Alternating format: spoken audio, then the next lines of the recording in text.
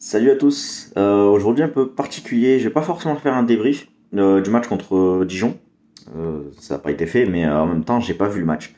Je travaillais ce jour-là et du coup parler d'un match que j'ai pas vu c'est compliqué. J'aurais pu juste regarder les, les résumés et tout, mais ça n'aurait rien apporté à ce qu'il y a déjà en fait. Si c'est pour avoir un résumé, vous pouvez le trouver sur internet, c'est pas un souci. Tout ce que j'ai retenu apparemment de ce match, c'est qu'en première mi-temps on était bien et que on a très mal fini. On a été mauvais, quoi. Et c'est pas possible. Vraiment, c'est pas possible.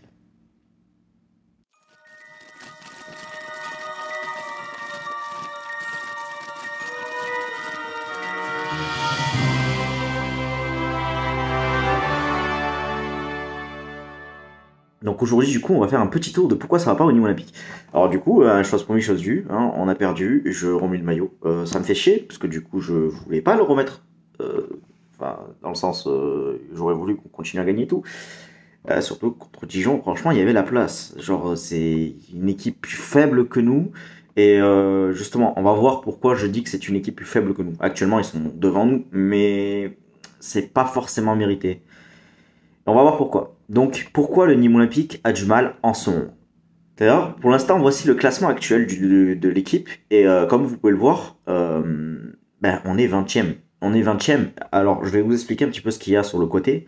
En gros, c'est des stats expectives. En gros, ce qu'on est censé avoir à l'heure actuelle. Et on peut voir que Dijon a une différence de but qui devrait être beaucoup plus basse que celle qu'ils ont actuellement. En fait, ils sont à -14 et ils devraient être à -20. Comme nous, à peu près. Sauf que nous, on devrait être à -19.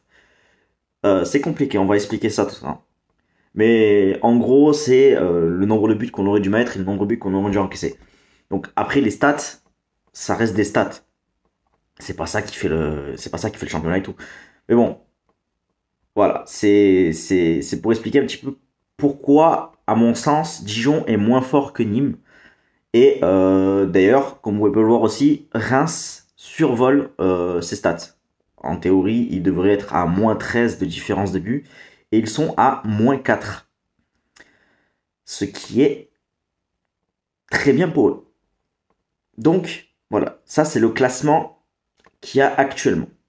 Voilà ce que donnerait le classement théorique si les stats étaient prises en compte. En gros, c'est sur un autre site que j'ai pris ça, mais parce que le site que j'ai utilisé pour faire les stats, en gros, ne proposait pas de points expectifs. D'ailleurs, comme vous pouvez le voir, c'est 12, quelque chose. Mais ça montre en tout cas que Nîmes devrait être devant Dijon, et ne serait-ce que pour la différence de but. En fait, si vous prenez la différence de but que Dijon est censé avoir, Nîmes devrait être devant. Mais ça fait pas tout. Actuellement, on est dernier et on mérite d'être dernier sur ce qu'on propose actuellement. Mais voilà, donc, comme vous pouvez le voir aussi, Reims est classé 18e. Et je pense que c'est la place qu'il devrait occuper. Et c'est à peu près les points qui nous manquent, sauf que actuellement c'est plus serré entre les 5 derniers. Là, vous pouvez voir qu'en gros, il y a 6 points d'écart entre le 18e et le 17e. Et, euh, et c'est énorme.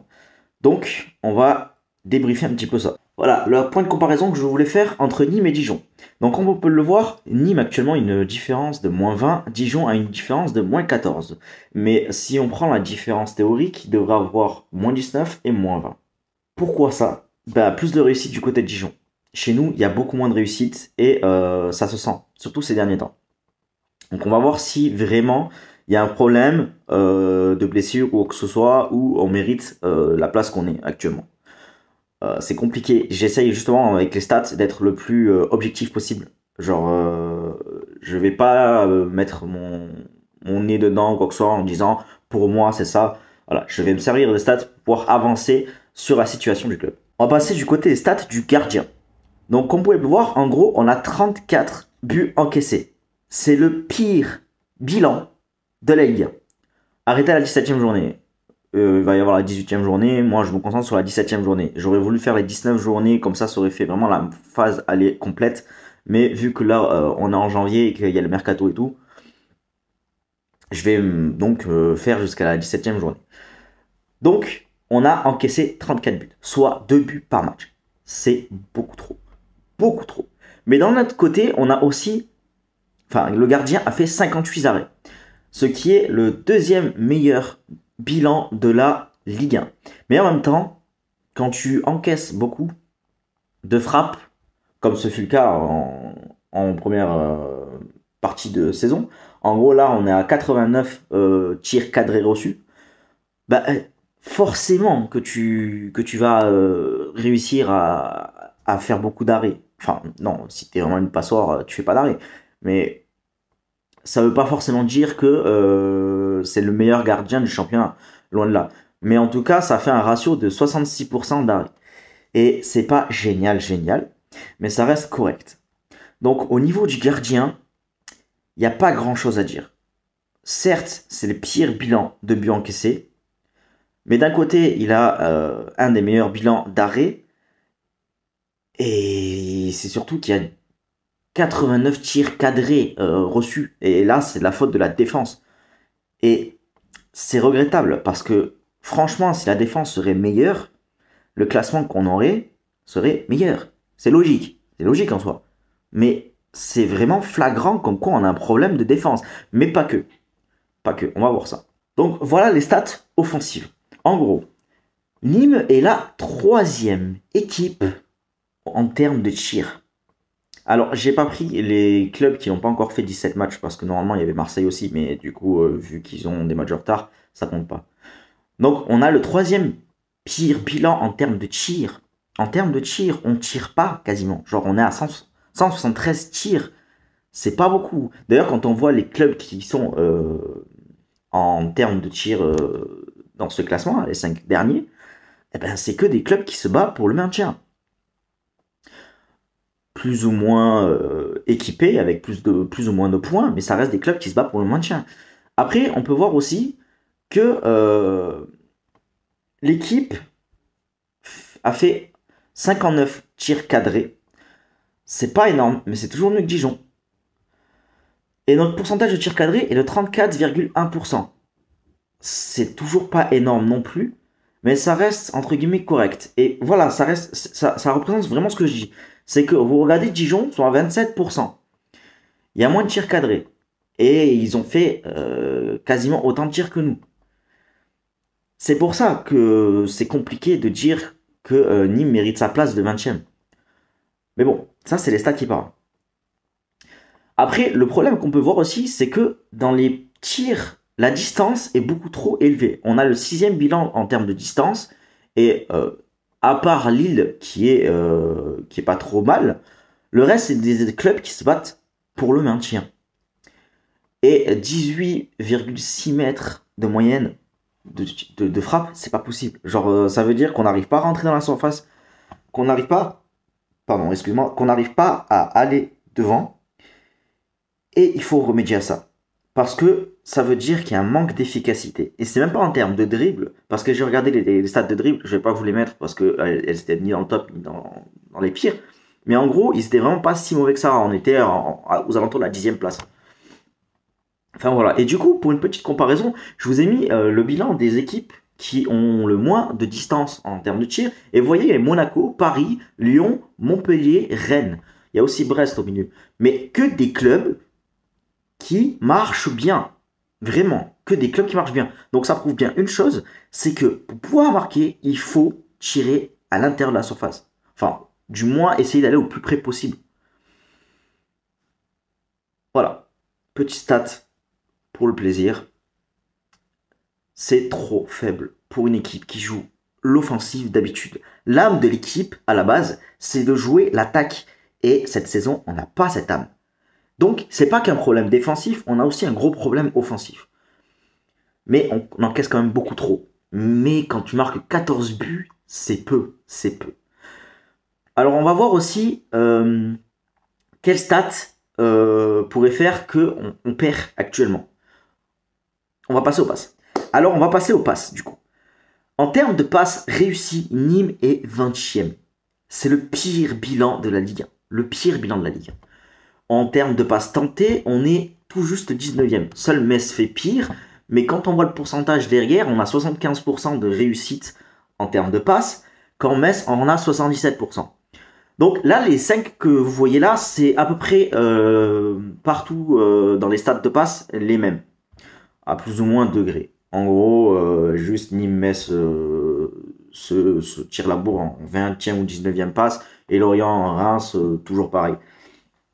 Mais en gros, voilà, c'est ça le bilan des passes. En gros, en termes de passes courtes, on réussit 84,9% de passes, ce qui est le pire bilan. Donc, passes courtes, c'est entre 5 et 15 mètres.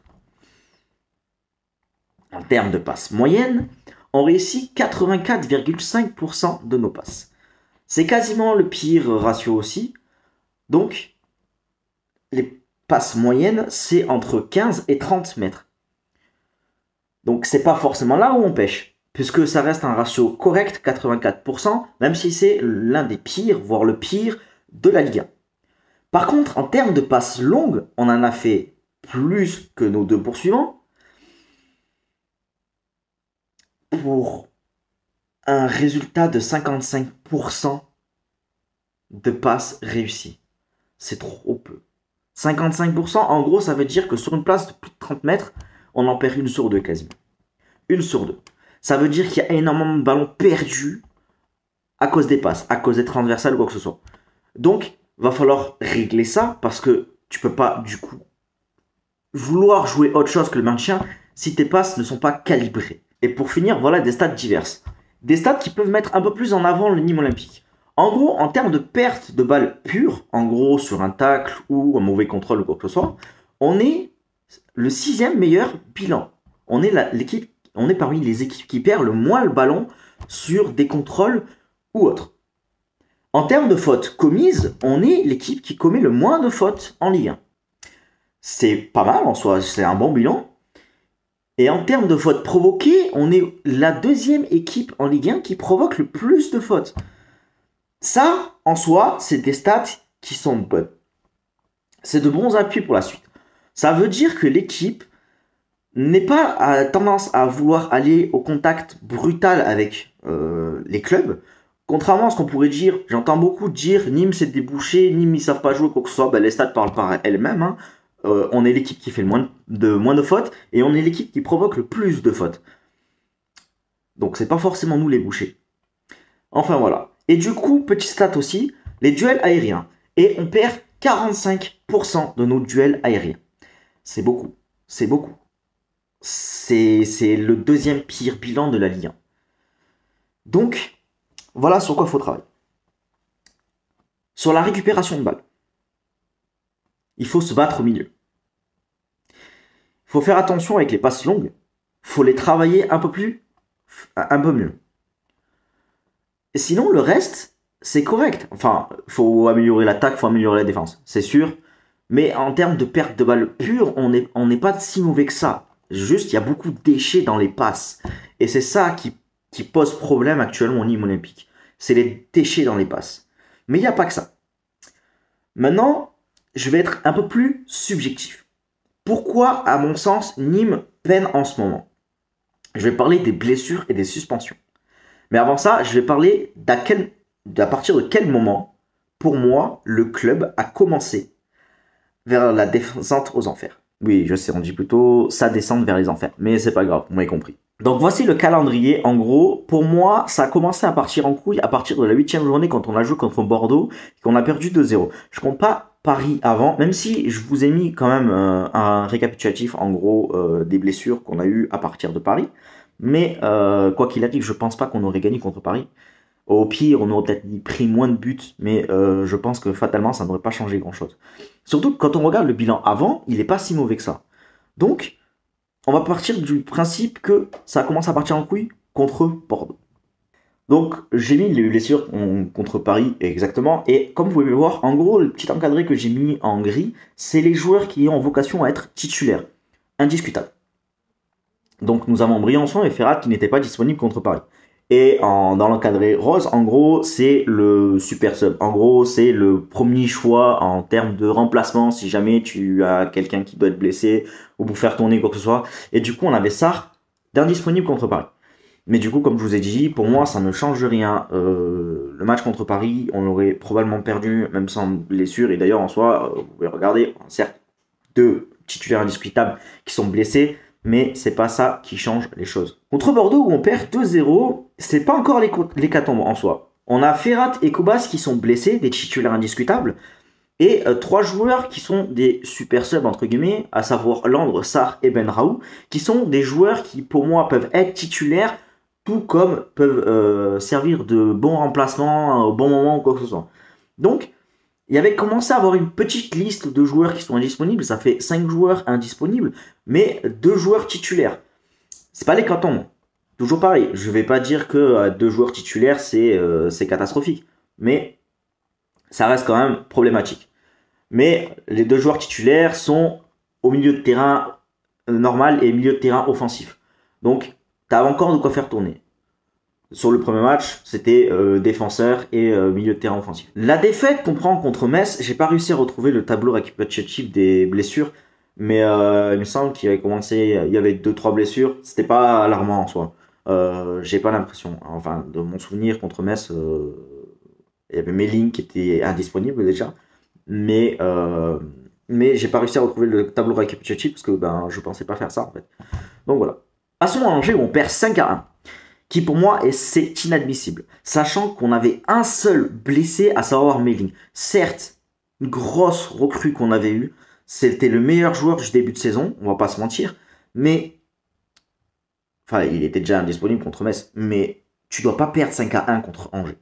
Pour moi, c'était inadmissible. Ce score, je ne l'excuse pas par les blessures. Tu n'as qu'un seul joueur qui n'est pas disponible en tant que titulaire indiscutable, donc pour moi, ça n'excuse pas la contre-performance, surtout 5-1 contre Angers. Maintenant, passons à Reims. Comme vous pouvez le voir, en gros, on a 3 joueurs qui sont indisponibles. 3 joueurs titulaires, je parle. Parce que les autres, ça reste des joueurs en soi.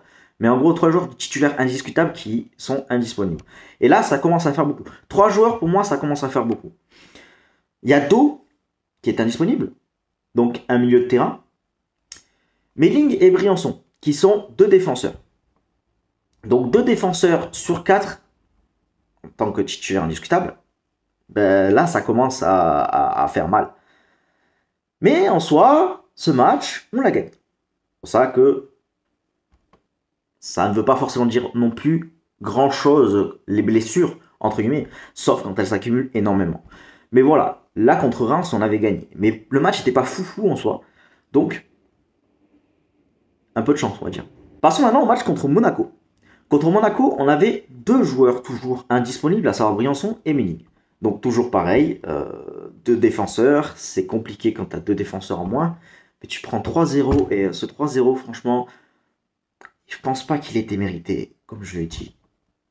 Monaco méritait sa victoire, mais 3-0, c'est lourd, c'est très lourd. Maintenant, passons à Marseille. Et là, ça commence à se gâter l'addition.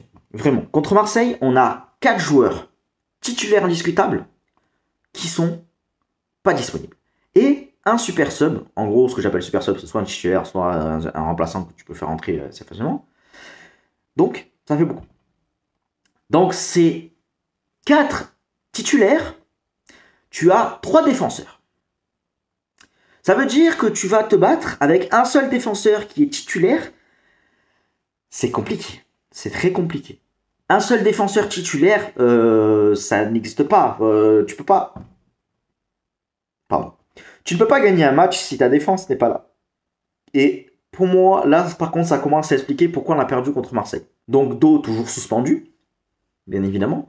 Mais du coup, 3 défenseurs et un milieu à vocation offensive. Mais c'est surtout la défense. La défense, c'est très pénalisant. Je pense que ça aurait été un attaquant ou un milieu à la place de défenseur. Déjà, ça aurait été mieux.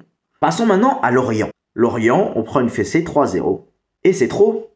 3-0, franchement, l'équipe a mal joué. Genre, tu peux perdre parce que tu as des forfaits, entre guillemets. Je peux comprendre, entre guillemets. On va pas revenir pour ça.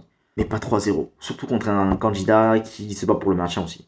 C'est des points que tu laisses comme ça partir alors que ça pourrait pu faire plaisir et que ça va compter dans le bilan comptable. Donc, 4 titulaires indiscutables, blessés. 2 défenseurs, 2 milieux. Ça pique, mais il y a pire. Honnêtement, ne serait-ce qu'avant, 3 défenseurs, c'était pire que ça. Mais du coup, Briançon était ok, mais il fallait le ménager. Donc quoi qu'il arrive, on ne pouvait pas trop compter sur lui. Donc en soi, on avait 2 titulaires et demi d'indisponibles. Mais on avait aussi Koubas. Et Koubas, au milieu de terrain, il est très très bon. Et du coup, c'est très pénalisant. En gros, 4 titulaires indiscutables sur 11. Ça fait pas loin de la moitié. Enfin, pas loin de la moitié. En gros, un joueur et demi est à la moitié. Donc ça commence à être pénible. Et là, on a la 14e journée. Donc ça veut dire qu'on se passe de 4 joueurs pour l'instant à la 13e et à la 14e journée. Passons à Nice maintenant. Match que j'ai pas trouvé désagréable en soi. L'équipe a proposé du jeu et ça faisait plaisir. Cependant, on avait 5 joueurs titulaires indiscutables indisponibles. Et dans ces 5 joueurs titulaires indisponibles, tu avais 3 défenseurs. C'est toujours trop, 3 défenseurs. Sachant qu'on avait aussi un super sub, en gros, indisponible. Mais en gros, voilà, on avait 3 défenseurs titulaires indiscutables et les 2 milieux de terrain titulaires indiscutables qui n'étaient pas disponibles. Donc, ça commence à faire beaucoup. Ça veut dire que ça fait 5 joueurs titulaires indiscutables qui ne sont pas sur la feuille de match.